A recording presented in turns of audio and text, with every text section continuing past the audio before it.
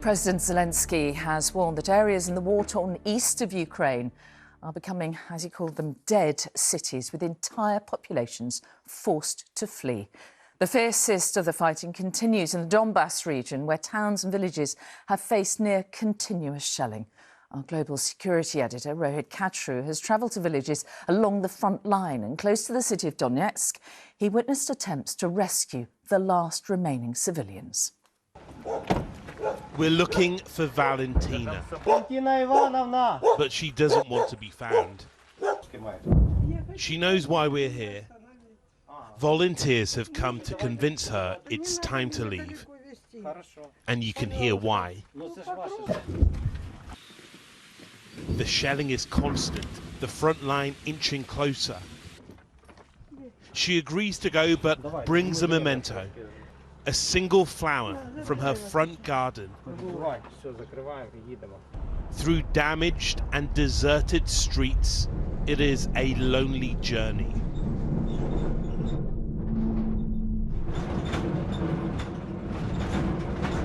But not for long. Because there are other people who were left behind in the village. Not many, but some just wouldn't leave. Some just couldn't leave until now. This is their first glimpse for weeks at the world beyond their front gate. But then comfort comes from the radio. The music is turned up, a crescendo, to drown out the artillery fire outside. I haven't heard music like this for so long, he says. It is the most soothing sound for everyone on this escape from Avdiivka. В зале окон нету в зале. На кухне одного стекла нету. Только в спальне вот это окна целое. Valentina still has her flower, but has new friends too, and together they've reached safety. This should feel like a new beginning, but instead it feels like an ending. It is the end of 311 years combined of life in that village, a village to which they may never return. Further along the front line, we're with another ambulance crew, crisscrossing the region. Their role is not to evacuate, but to save those who didn't leave. They've just reached a village because there's been another attack. Smoke still rising from homes. They forced their way into one of them and eventually find a man struggling and in need of help. Yeah, we need to get him in the ambulance.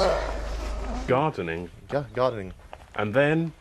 And then the shelling begins. Putin's intended route is now marked with craters and missiles. This strike was probably meant for a bridge nearby, but Russian intentions don't matter to those almost killed by it. Here, the choice about whether to go has now been made for them. They're running out of places to turn, and they're running out of time. Rohit Kachru, ITV News, Donbas. Angry scenes at the United Nations overnight when the Russian ambassador stormed out of a meeting of the UN Security Council. It came after the president of the European Council accused Russia of committing war crimes, as well as blaming it for the global food crisis that's plunging millions into poverty. And Russia is solely responsible for this food crisis, Russia alone, despite the Kremlin's campaign of lies and disinformation. You may leave the room. Maybe it's easier not to listen to the truth, the ambassador.